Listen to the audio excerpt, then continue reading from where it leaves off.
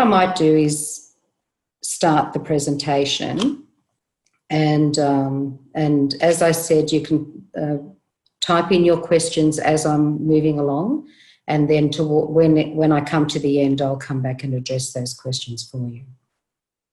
And just so that you know, this is being recorded, so that at the end you actually can get a link to the recording if you need to go through things again, and also possibly for those people that couldn't make it for whatever reason.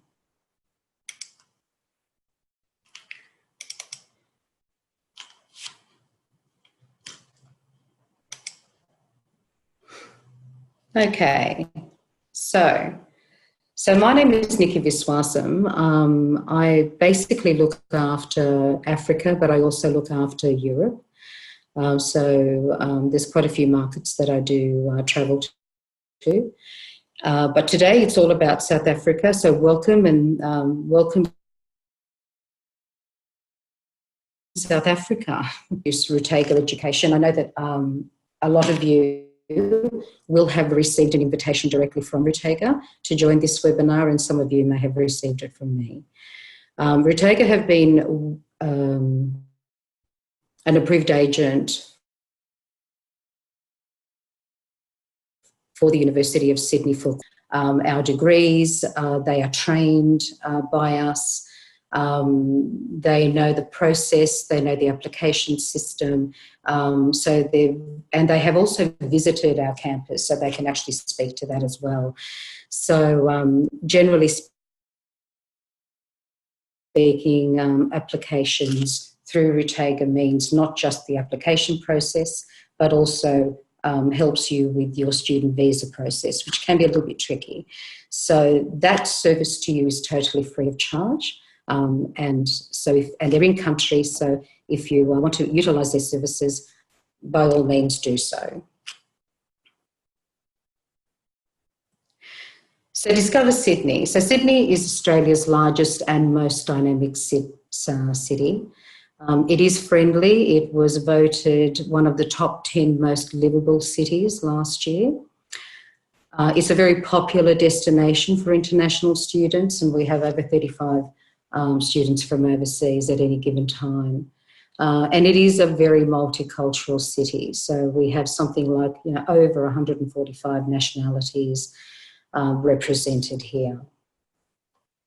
So this is an aerial view of Sydney. It's quite pretty, I think. I might be very biased, but I think it's quite pretty. But this also gives you an idea of where we are located in terms of Camperdown Darlington, or Camperdown campus, which is our main campus.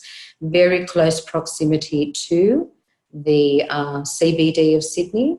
And the majority of our faculties are located at Camperdown, but we do have other campuses as well, such as Cumberland, which is about half an hour away.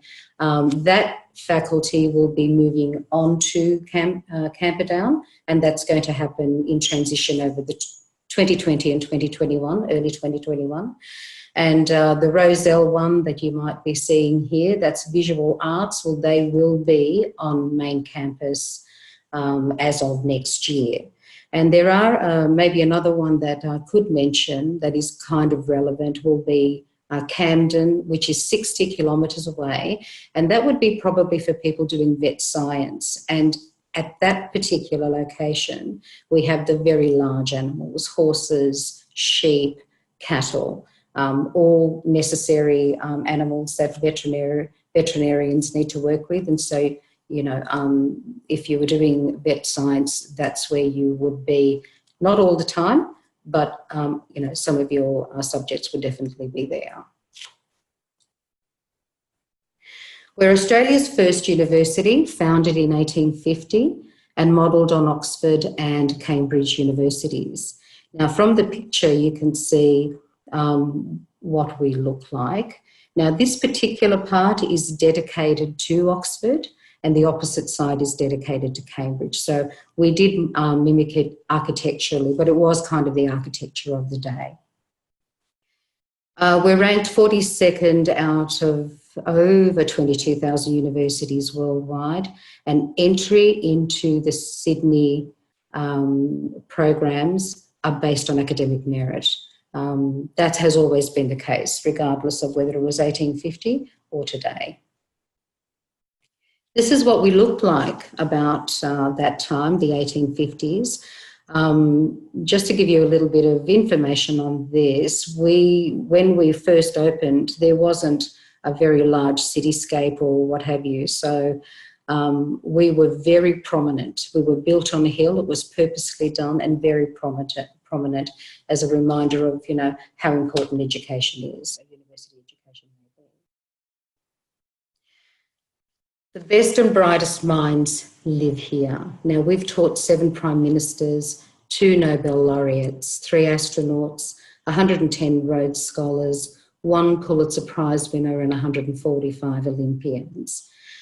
But we also have today, this is historical, but we also do have leaders within their own fields that are making some extraordinary, changes and impacting people's lives across the gamut. And they're not named here, but we certainly do have them on board at the moment. So you could join a community where we do have over 145 nationalities represented in our student body. We have 70,000 students, including 25,000 international students that are enrolled with us. We have 8,500 staff members, and it would be fair to mention at this point that when we look for staff, we don't just look in Australia, we look for our talent pool externally as well, across the globe actually. So we have a great number of academic staff and professional staff that come from different countries, and South Africa is included in that mix. And we also have 280,000 global alumni. So you will be joining, if you do join us, you will be joining quite a very large extended community. What can you study? Well, we have over 400 study areas available. And as you can see from that list, it's very comprehensive what we offer. And we do have one of the most comprehensive offerings in Australia. So the only 2 that I can mention that we don't have is podiatry and optometry. But apart from that, there should be something here for everyone. We have 14 subjects in the top 20 in the world. You can see what they are and how they're ranked, and another 30 subjects among the top 50 in the world. So certainly the degrees and offerings that we have here are recognised globally and in Australia. This is just another way of showing it. It's basically broken down by faculty areas, but it's basically the same information as the previous slide. The University of Sydney study timeline. So semester 1 begins in late February or very early March, depending on the year, goes right through to early June. Then there's an exam period in June. And then there is a break for winter, that's usually a month, the whole of July. And semester 2 again starts either at the very last day of July or early August right through to early November, where another exam period is set. And then you have summer holidays, you have 3 months to reinvigorate, if you like. Now we know that Sydney has to be more than a classroom, and it actually is. So you have the capacity to join over 200 clubs and societies that are available to you. And we strongly recommend that you do join some of these clubs and societies. We have them in the sports arena. There are academic clubs or just social clubs. We have gymnasiums across the campus, so you can take advantage of those facilities. And really, the experience that you have here should build on your networks as well as your skill set. So take advantage of whatever you can while you're here and make your university experience a really memorable one. And what will you achieve? We're ranked first in Australia and fifth in the world for graduate employability. So that's something that we're quite proud of. It basically means that the University of Sydney degree actually means something to employers in Australia and globally. So they value our graduates, which is something that is a win situation for both the university and for the students. So this is a little bit about the courses, what's on offer. So I'll just move into that. We do have new buildings. 3 of these have already been finalised, with health sciences or the health area being finalised in that transition that I was talking about over 2020 and 2021. So that's nearing completion. And we tend to invest in improvements for our facilities and buildings on an ongoing basis. So we do tend to invest quite heavily in this area. Okay, so to some of the courses we have in the architecture space. These degrees are on offer, and most of them are 3-year degrees. Where you see with the B, which is Bachelor of Advanced Studies option, that is a 1-year degree. It cannot be taken on its own. It is an add-on to supersize your undergraduate degree, if I can put it that way.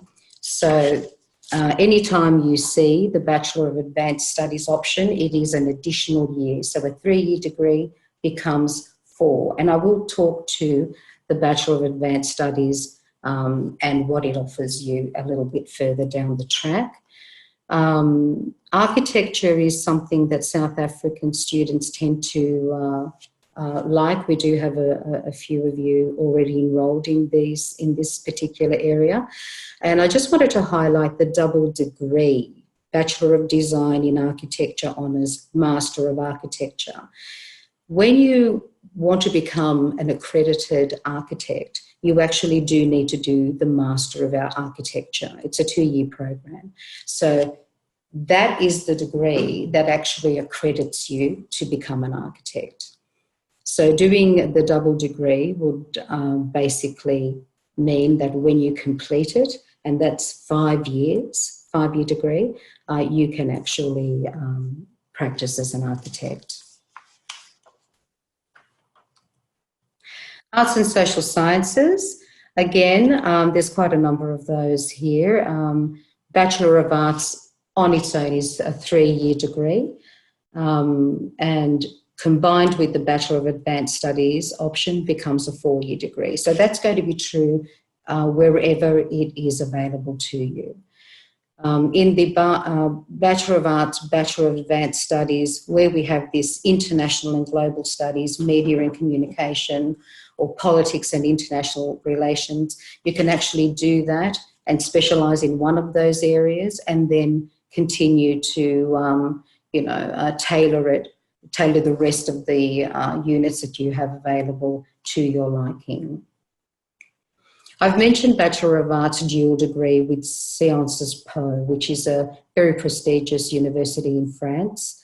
Both Bachelor of Arts and Bachelor of Economics have got the dual degree option. So basically all that means is that you would do 2 years of study in France, and then come to Australia and finish another 2 years in Australia. And you'd ultimately end up with, a testament from both the University of Sydney and one from Sciences Po. And Visual Arts, again, that has a Bachelor of Advanced Studies option as well. And that's for students that are looking to do, work with things like ceramics, glass, jewellery, sculpture, screen art, and the like.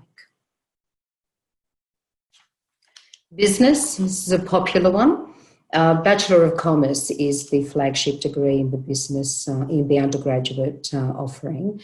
And with that degree, you can actually pick myriad of majors. So there's quite a lot of majors underneath the Bachelor of Commerce. Accounting and finance are some, but it also has marketing and management and a whole gamut of other ones. So again, you can tailor those to your liking as well, depending on what you want to what you want to do. Business are very good at having providing field work and internships. And they like to invite their industry partners that they know to the campus and introduce them to our students. So that's a nice way of being able to take down, or get information of what could be prospective employers, you never know, and certainly to tell them who you are and what you're doing and what your plans might be. Education and social work. We're Australia's oldest teaching school, and obviously when you complete these particular degrees, you will be accredited as either a teacher or a social worker. And as you can see, we offer things from early childhood, health and physical education, primary school teaching, secondary school teaching, this is high school, and there's an option here for humanities or mathematics and science. So ultimately, those are 5-year degrees, which are, they're double degrees. So they're 5-year degrees, and when you complete those, say you were doing secondary mathematics with a Bachelor of Science, you're basically then able to teach mathematics and science subjects. I'm not sure what it's like in South Africa, but in Australia there is a shortage of these particular types of teachers, so they get snapped up fairly quickly once they've completed. And of course we have the Bachelor of Social Work, which is a 4-year degree, which accredits you as a social worker when you've completed, and Bachelor of Arts and Bachelor of Social Work. That is a 5-year degree, and basically gives you a bigger knowledge base when you're taking it, when you're completing it, and then taking it to your social work background that you want to work in. So it just gives you an opportunity to kind of broaden your knowledge base. And I don't know about South Africa, but in Australia, the broader your knowledge base, employers tend to look at you as quite an attractive candidate. Engineering and IT. So we're ranked first in Australia for mechanical and aeronautical engineering.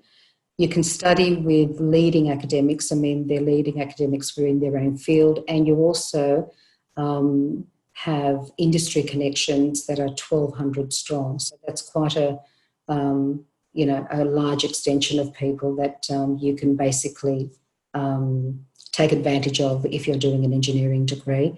And we also have the largest biomedical engineering program in the Southern Hemisphere. So this is an example of what areas of engineering you can study in. And what I'd like to highlight here is that the flexible first year is there for those that are not really sure what area of engineering they really want to do. So they're going to have a little bit of a taste test in that first year and then slot into one of the ones that they particularly like. The only thing that I can say about that is that may not be possible if you want to go into mechatronic or aeronautical engineering. It may not be possible because of the type of subjects that are actually covered in that first year, but all the others should be an easy fit. Of course, IT comes under this banner as well. So we have the Bachelor of Advanced Computing, which is a 4-year degree, and the Bachelor of Project Management, which is a 3-year degree. Health, medicine and dentistry. We have quite a large offering of health courses, the largest in Australia, in fact. And as you can see, just with some of the ranked areas, we do rank quite highly in the health area.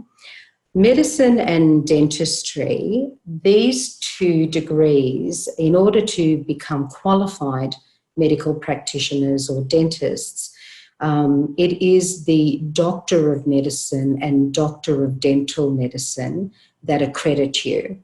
So basically, we have double degrees, which is a Bachelor of Science, then Doctor of Medicine, and Bachelor of Science, Doctor of Dental Medicine, that is on offer.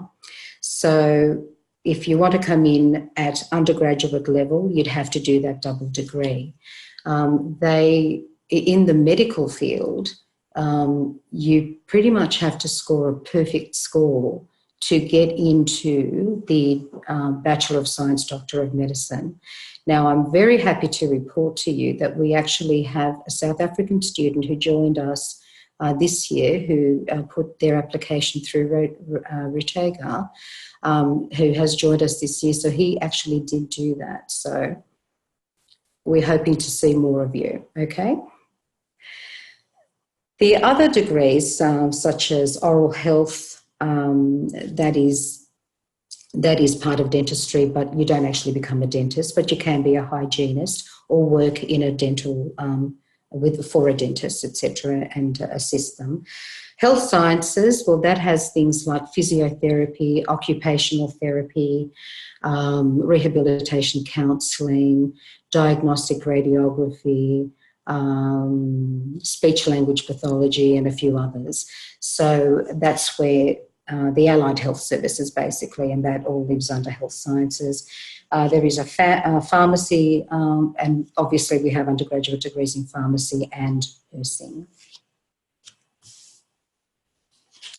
Law, ranked 12th in the world in law, and we hold the world record in the Jessup Cup Moot. So what is that?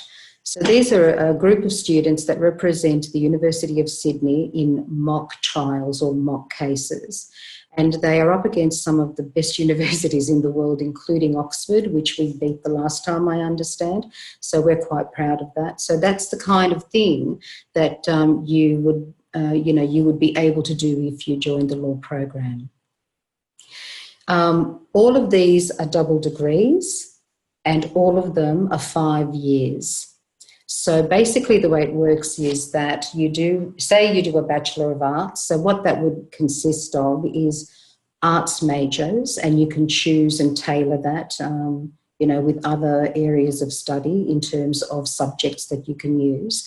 And the laws units would come into play from semester 1 in year 1. And that would be true of all of those options that you have there. It just means that you'll be doing commerce first, with the law units being available or not available. They are mandatory and put into your year 1, semester 1. So that is true for all of those degrees. And when you complete the degree, it is accredited by the Legal Profession Admission Board, and once you've completed, you can register with the professional body.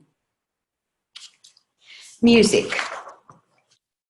So basically we have the Bachelor of Music. These are all 4-year programs, every single one of those. It just depends on what you want to do. You can have a general understanding of music, and that covers a whole gamut of things.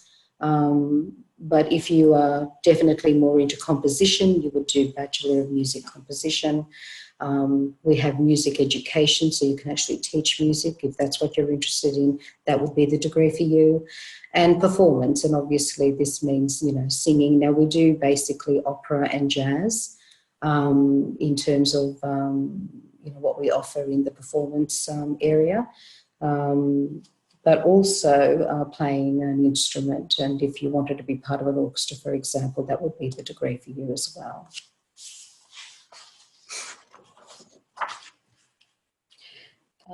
Science, agriculture, environment, and vet science. So this all lives under the science faculty. And as you can see, we have quite a number of subject areas that are ranked globally, in the top 26 in this case.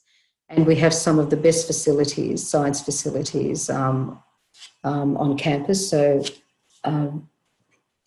oh, sorry, beg your pardon, including our Sydney Nanoscience Hub. So look at the degrees. There's quite a lot there. Most of these degrees are 3 years, and again, that Bachelor of Advanced Studies option is there, making it a 4-year degree.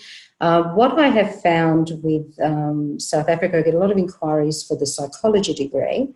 So Bachelor of Psychology is 4 years, and from years 1 to 3, you do your core subjects. There is a major in psychological science program. And you also choose a minor from the shared pool, and I'll explain that a bit later.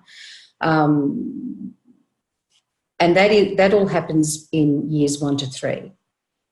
The 4th year is actually an honours year. In order to qualify for that 4th year, you do have to maintain a 70% credit average. So important to keep your scores up if you can to that level, and then you'll be able to move into that 4th year honours.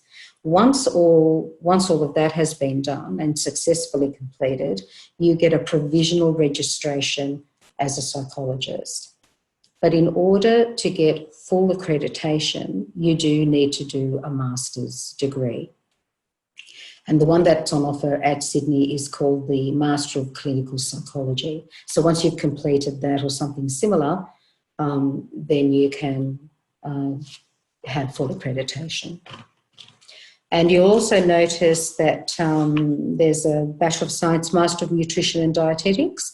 That's a fairly popular degree as well, and it just gives you an idea of the diverse areas that science covers, basically, but all available to you. Vet science. So most South Africans that I know want to be veterinarians, qualified veterinarians. So in order to do that, the Bachelor of Veterinary Biology and Doctor of Veterinary Medicine is the degree for you. That's a 6-year degree. And once you have completed, you actually, successfully of course, you actually register with the board. Now, the Bachelor of Science, Bachelor of Advanced Studies, Animal and Veterinary Bioscience, whilst that doesn't accredit you to become a veterinarian, it does allow you to work within the industry in handling animal, where animal handling is required. So it could be, working with a vet, it could be on farms, it could be different settings, but because you would be able to actually get work in that area if you were to do just that. If you decided that you've done that, it's a 4-year degree, and you decided that you did want to be a veterinarian, then the Doctor of Veterinary Medicine is another 4 years. So that's 8 years of study. So obviously, if you know what the end game is, the Bachelor of Veterinary Biology and Doctor of Veterinary Medicine is the way to go. It's 6 years and it qualifies you as a veterinarian. Okay, the Bachelor of Advanced Studies. So this is basically what a Bachelor of 3 years will give you, and the combined Bachelor of Advanced Studies are 4 years will give you. So having this extra Bachelor of Advanced Studies allows you to do advanced coursework. So take, subjects that are sort of beyond the year that you're actually doing. So they're advanced coursework subjects. And that, of course, broadens and strengthens your knowledge base. You can actually go across different majors and across faculties. So you can choose majors from, as I said, across the university, which means that your collaboration skills and your collaboration skills as you go across these will basically be broadened as well. You get industry internships and entrepreneurship project. Now that's the big one really. It's this entrepreneurship project.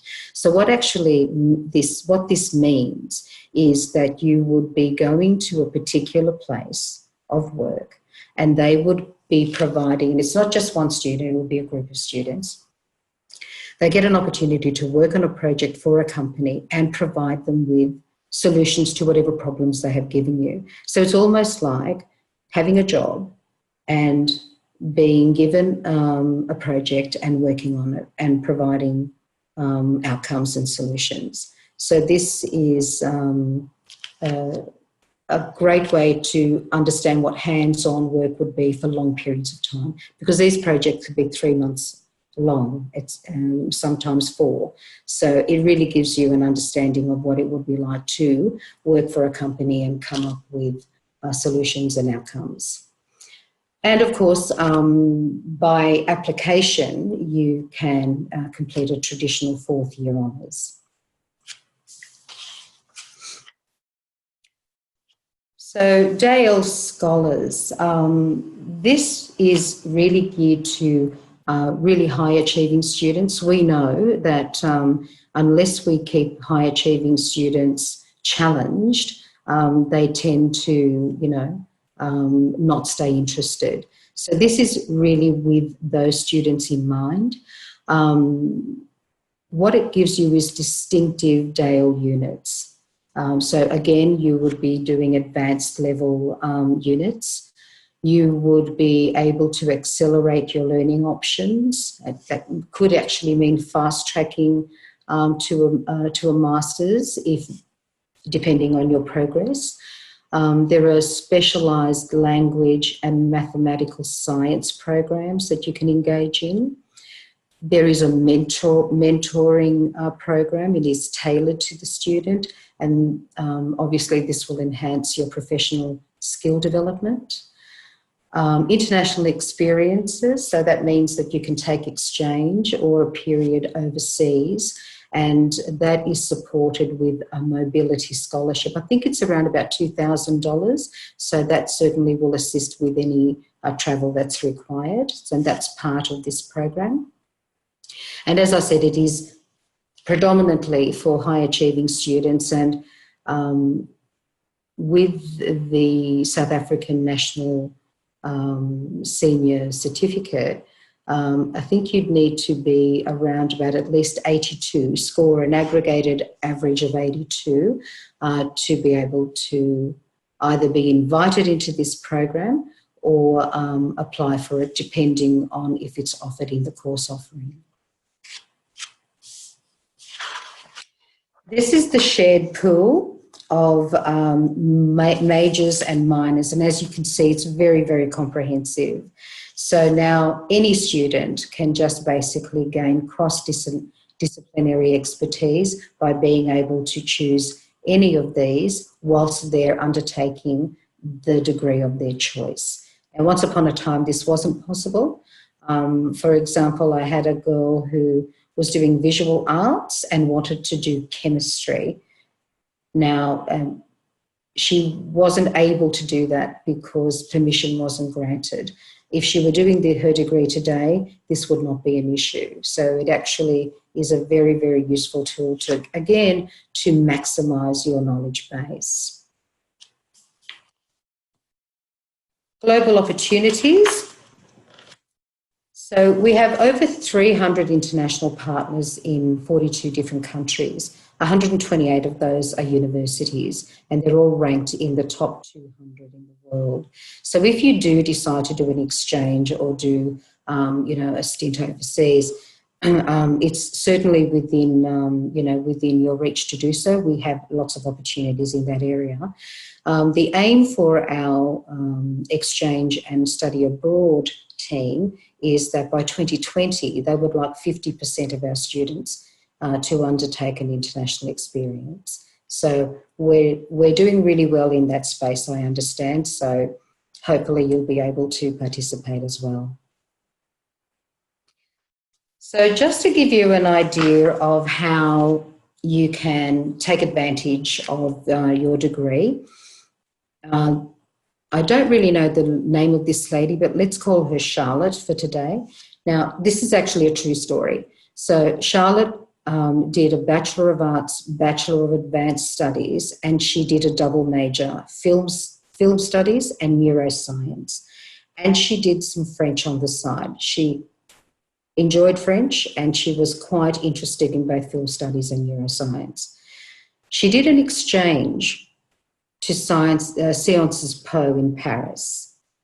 Then she came back to Australia and she did an internship with NBC Universal. So this was between year 3 and her 4th year. Then she engaged in a research project exploring how Netflix is changing the structure of our brains. And because of her interdisciplinary knowledge, she was given a job, a graduate job by Sony Corporation, and that's where she is now. So that's just an example of what you can do with the degrees on offer, and by taking, say, a Bachelor of Arts and a Bachelor of Advanced Studies, and taking on a double major. So this is the kind of things that, can be for you too. Scholarships and funding. For international students, we do have the Vice-Chancellor International Scholarships available.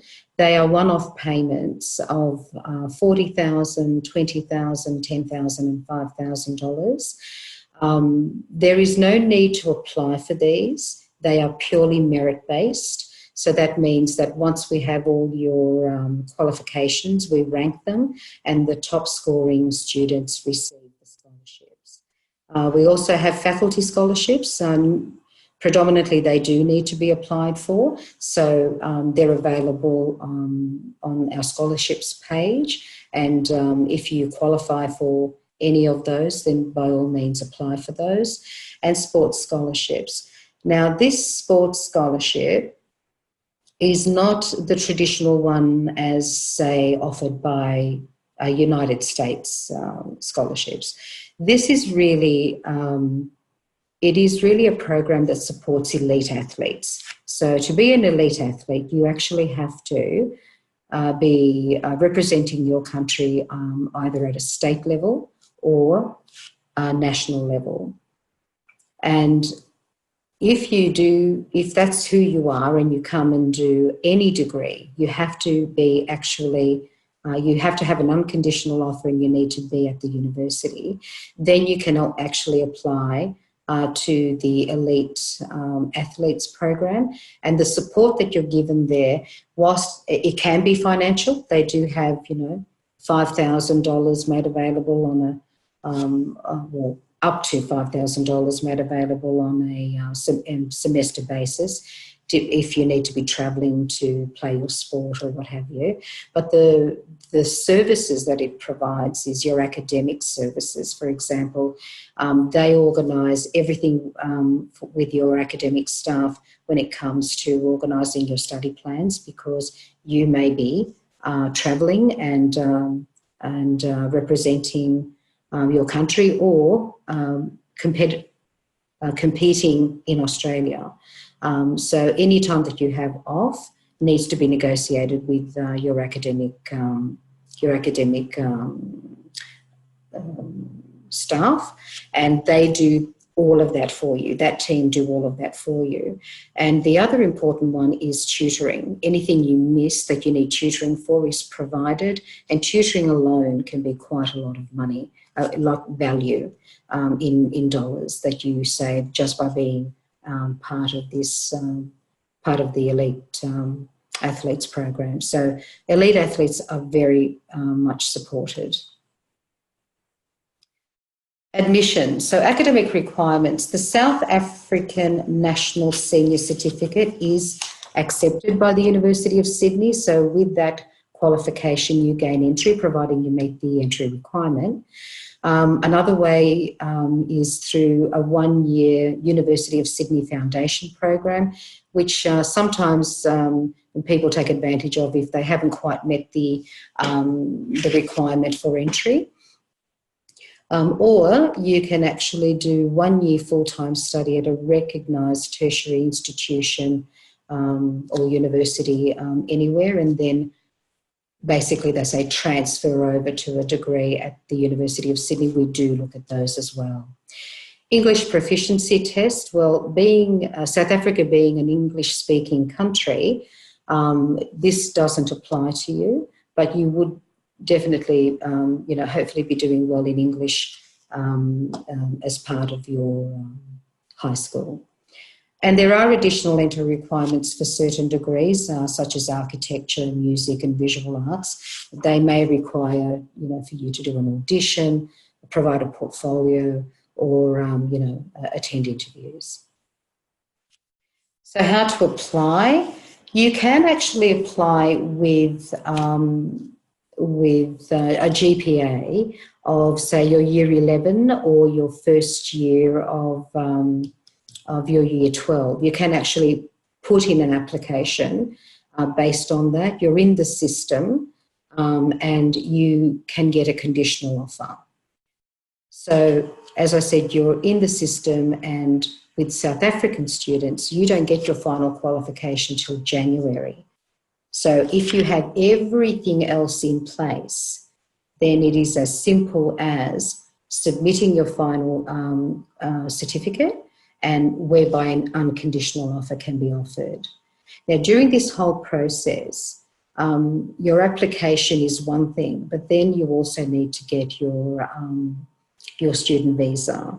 And I know for a fact that Rutega are very, very good at sending their students reminders through this process so nothing is missed. So again, by the time we get to your final qualification being available in January, remember you're starting end of February or early March, all of that will have been organised, and then you're able to get an unconditional offer and get that student visa. Application date. So normally 18 to 24 months prior commencement for most applications. Now here you will get, applications must be in by 31st of January if you want to start in semester 1. Well, for international students, it is best to have it all done before then. Like normally I would say by October or early November, your applications should be in if you're starting in semester 1. And in semester 2, those applications should be in by no later than the end of April if you want to be able to participate in a semester 2 intake. So for international students, applications as soon as you can would be best, and that way you don't have any challenges in, applying for the visa and getting here on time. Working in Australia, now that is quite allowed. Once you have your student visa, you can work legally for 40 hours every fortnight, which is basically 20 hours a week. But if you know that if you're doing 10 hours one week and 30 hours another week, that's fine. The 40 hours is every 2 weeks is basically what you are legally able to do. And that is for when you are actually in session, in your study sessions. But if you're on holidays during the holiday breaks, you can actually work as many hours as you like. This is the student visa process. So your application, you formally accept, you do make arrangements. If you are going to be under 18, then there are welfare arrangements that need to be made. And there's a whole lot of information on that on our website, but again, also Rutega can assist in that area as well. You pay your fees, you're given a confirmation of enrolment, and that is the document that provides you with your student visa. Now, as I said, that all goes through the Australian Department of Home Affairs. But again, Rutega are very good at giving you all the reminders that you need of what you need to do, progressively, so that by the time you get your ECOE, it's just a matter of presenting it and you get your student visa. Then you enroll in the subjects. That's usually an online process. And then you arrive in time. And if you can arrive in time for orientation, which is usually the last week in February, that would be quite advantageous because you get to meet other students, number one. Number two, you are getting information from your faculty, whichever faculty you will belong to when you start with us, and that can be a great heads up, and also get a bit of a feel for where everything is, where all the buildings are, so that it's not totally brand new to you the moment that you start your actual classes. Accommodation, there are different accommodation facilities available to you. As you can see, there's a list there. We do have an accommodation page dedicated on the website, or again, you can get assistance from Rutega with this. The prices that are there basically depend on whether you're getting meals or you're just getting the accommodation. So that can be the difference in price. The one that the off-campus and private housing, that's a great idea because you tend to save money there. But many students in their first year, especially undergraduate students, prefer to live quite on campus or very close by. So there is a benefit in doing that. And when you do basically know more about the campus and your surroundings, you'll be able to decide whether you'd like to then move into a shared accommodation with other friends that you make along the way. We have a dedicated careers office, so therefore if you do need some work, we do have a careers centre that can place you or help you find work. But that's not all they do. They actually have career skills workshops that you can take advantage of and interview practice. So they even have, CV writing, for example, anything that will help you with your job prospects whilst you're at uni. They can help you with. And these are just some useful links. Prospective students, I've given you Rutega as a contact point. I'm always available at the University of Sydney. That's my email address, so you're very welcome to email me as well. And I have just given you links to the scholarships page and the accommodation page so that you can take a look at your own leisure. With accommodation, when you receive a conditional offer, it would be a good idea to start looking at what is available, because we generally do have more students than available places. So it is important that you get there quickly and secure a place. That's it from me. Now I'm going to actually end this and go to the chat page, chat area, and see how we go. Hello. Okay, I'm assuming everyone can still hear me. So let me see. As an international student holding a student visa, can I work part-time during my studies, and can I work full-time in the country after graduating? Okay, well, I think I've covered the fact that you can work up to 40 hours a fortnight in the presentation. And yes, we do have post-study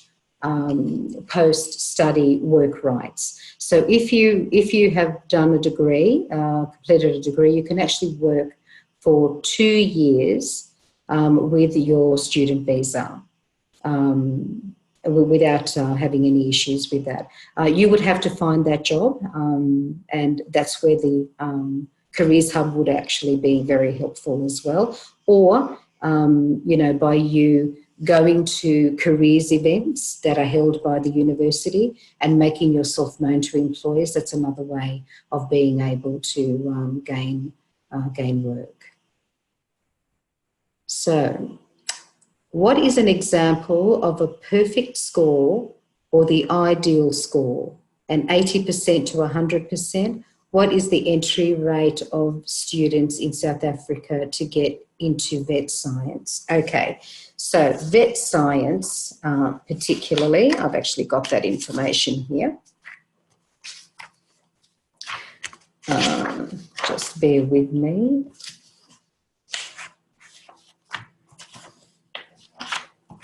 So,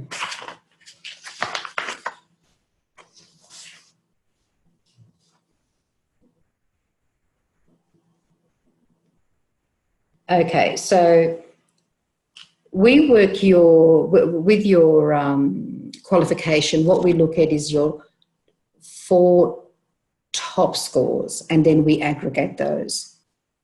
We do an average on those and end up with 1 score. That does not include life orientation. So it doesn't include that, but everything else is your best 4. So what you need for, say, to become a veterinarian, that degree, you would probably need to be something in the vicinity of an aggregated score of 82. So yes, that 80 to 100% will be pretty much right. So depending on the degree, depending on the degrees that you want to do, it has different entry requirements. So if you were doing, I just did vet science, for example, but if you were doing psychology or the, some of the arts ones, the range that you would need is an aggregated final score of 58 right through to 82, depending on the degree. So those are best found, like the course pages that we have. I give you an example of what the entry requirements will be for each of the courses. So it does depend on the course. But I think if we work on the assumption that anywhere between a 58 right through to a 96 for medicine, for example, that would be the range for entry into our degrees.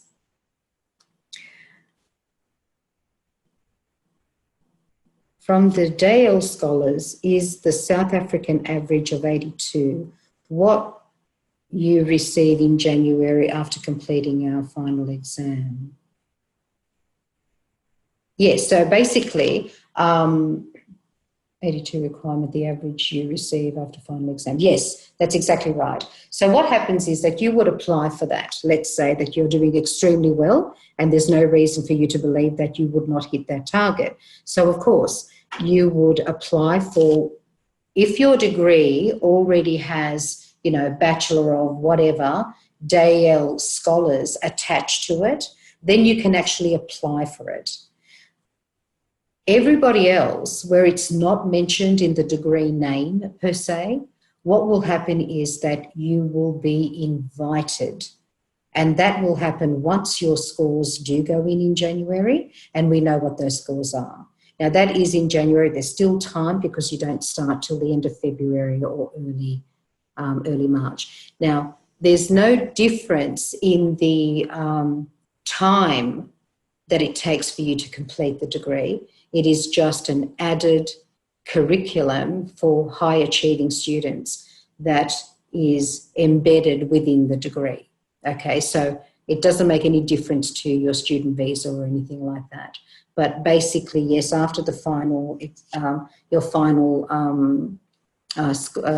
qualification comes through with all your final scores, that is what will determine, you getting an unconditional offer for the degree and taking the Dale Scholar program in tow with that.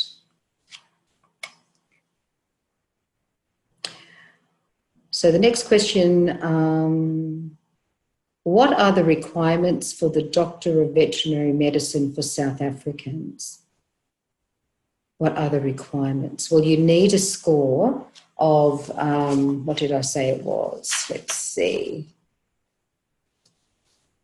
Yeah, need a score of around about 82. Now, I need to qualify this. Whatever I give you now is for 2020 enrolment. These change year on year, so you do need to revisit and find out what it is for 2021, for example. But right now, 82 for vet science would get you into the program.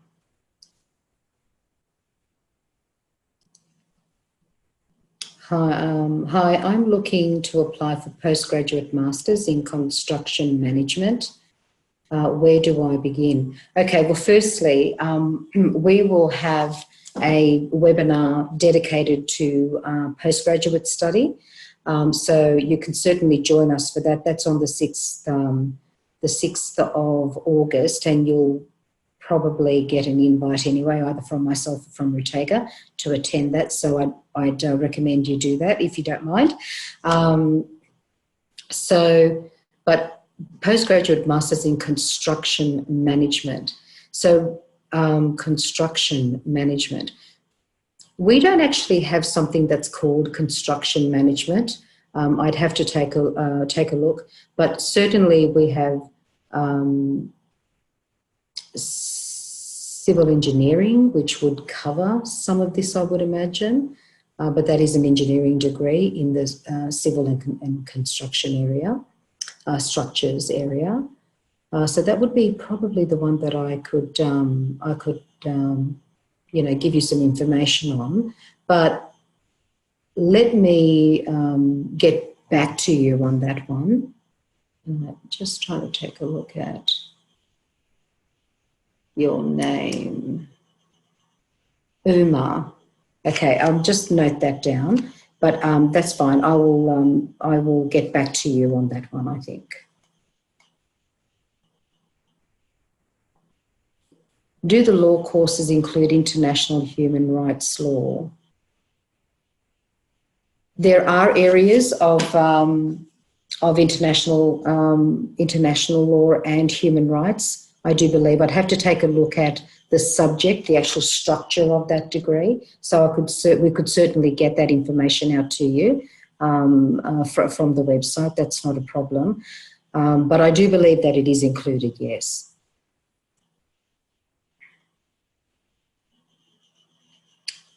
Robin says, hello, I am a holder of an Australian permanent residency visa.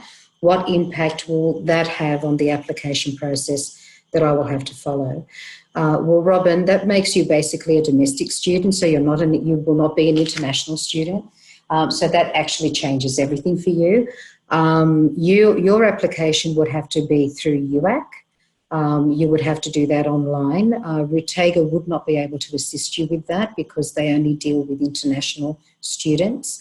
So you would probably, yes, as I said, you'd go to our course page, you would apply via the domestic student area, which will automatically take you to the UAC website, whereby your application will then be put through, and then your final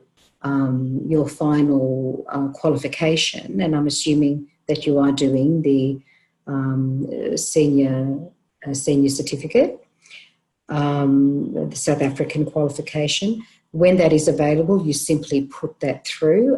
There's different rounds of offers when it comes to UAC, and they just send those through. So once you've got that qualification, you upload it. They do the converting of that to the ATAR, because that is what it's all about. You're converting to the Australian standard, which is the ATAR. And if you meet the requirements, then you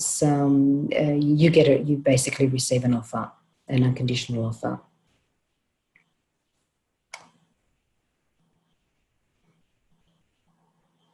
What is the aggregated score for law? Law. I'll just get that for you. Okay, so all of them, you'd need an aggregated score of 76 if you were joining us in 2020. Does the law degree include human rights law? I believe it does, but we will get the study plan or the basic structure just to be certain, but I do believe it does, yes. How early do I have to apply for vet science for an IEB stage in grade 11? Student in grade 11. Vet science, I think they're basically, so long as you have everything in by October, and then your qualification will come through, that doesn't begin till end of February, early March every year. So that should be fine. Getting it in as early as possible would be helpful. And yeah, so if you've got grade 11, you can actually start applying with that. How competitive is vet science? It is quite competitive, but I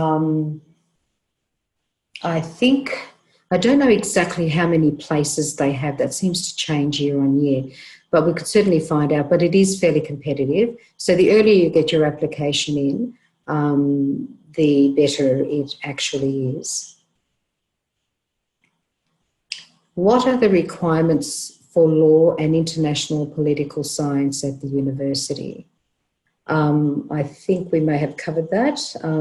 If you have an aggregated score of 76, you can enter into those programs. International political science, it's more an arts area. So in that space, you'd still need the 76 aggregated score if you were starting in 2020. But the international political science, that's an area that you may take a look in doing via your arts area. You know, this politics or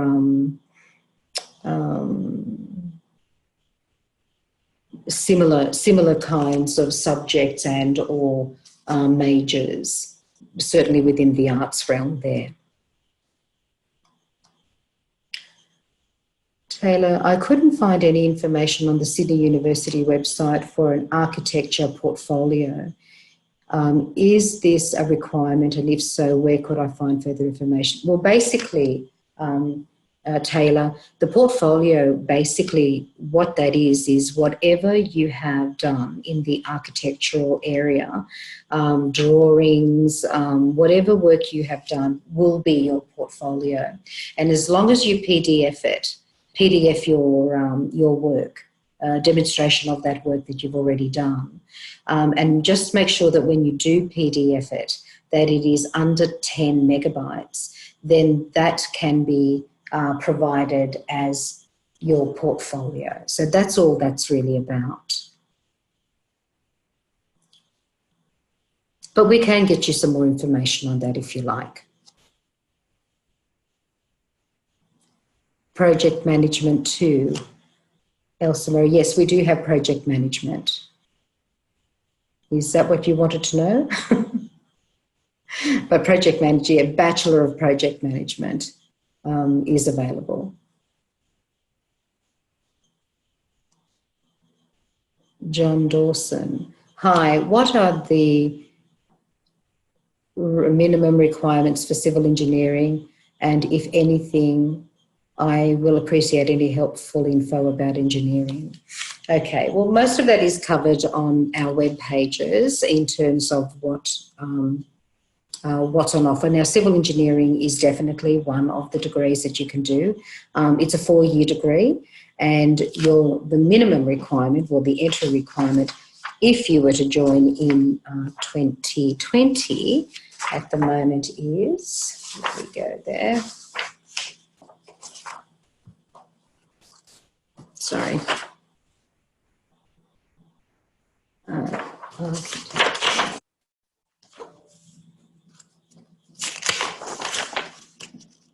Engineering. Okay, so the range is 64 to 79. So in the areas of aeronautical and I think it's aeronautical and mechatronics, it may be higher, but generally anywhere between 64 and 75 will be able to get you into the degrees.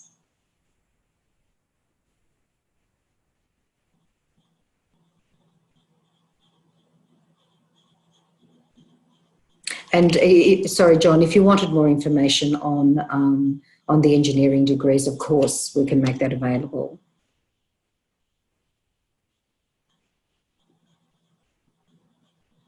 Ross asks, are the academic scholarships offered towards the end of the year, or can they be offered prior? Okay, with the, depending on which one you go for, so if it's the faculties, if you find a faculty one that you actually can apply for, then the application process is specified. It tells you when it begins and when it ends. So, they're set, and then you have to basically apply within that criteria. In terms of the commencing one, the Vice-Chancellor's international student one, they are given out in rounds. So there's quite a bit of information on that on the website. I think at the moment, though, it will only give us the information for, I think, semester 2 this year and semester 1 next year. But it is a similar kind of rotational rounds that we provide. And that's because in order to qualify, you have to actually have an unconditional offer. So because you guys will not be able to give your final results till January, there is a round in January that you would be able to take advantage of. So once those scores go through and you meet the requirements, you will then just be offered the Vice-Chancellor's scholarship if you meet the requirements. So I think just on that, Ross, where you say, or can they be offered prior? No, generally not. They're offered during the timeline that they're and within the criteria by which they work.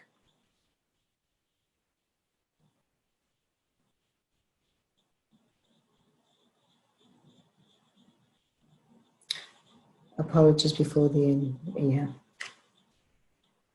Okay, sorry, Ross. So, as I said, because you've sort of said before the end of the year, because your qualifications aren't available till January, it would have to be in January, and there is a round in that time to be offered that scholarship. I have got to exit the meeting. That's okay. Thank you. Taylor, I have a conditional offer and I received the required marks in my final exam.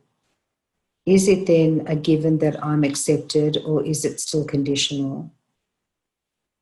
No, it's conditional until you actually get an unconditional offer. So once your qualification is uploaded or provided to the university, once we have that information, that is when we are then able to provide you with an unconditional offer. So everything remains conditional until the official unconditional offer is sent to you.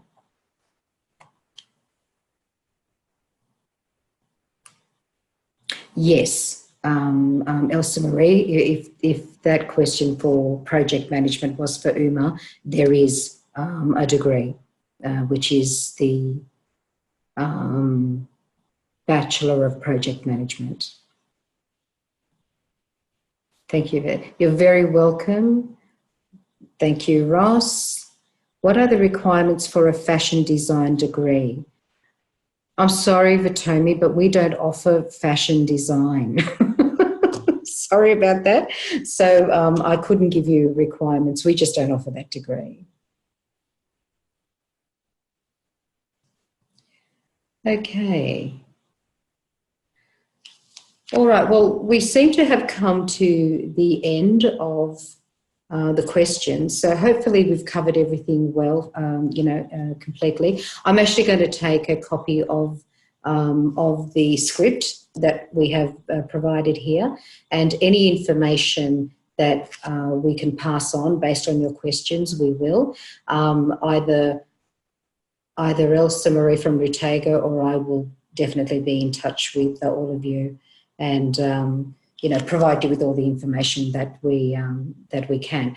On that, I will be travelling to South Africa in September, and I'll be doing a roadshow with Rutega. And so you'll be getting notifications either from me and Elsa Marie to let you know what those dates are.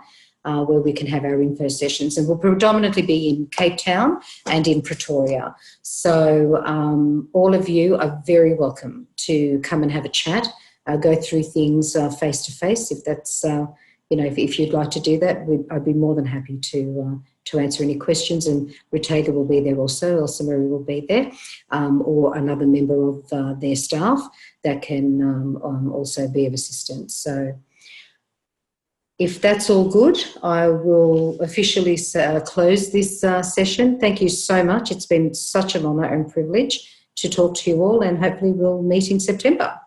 Okay.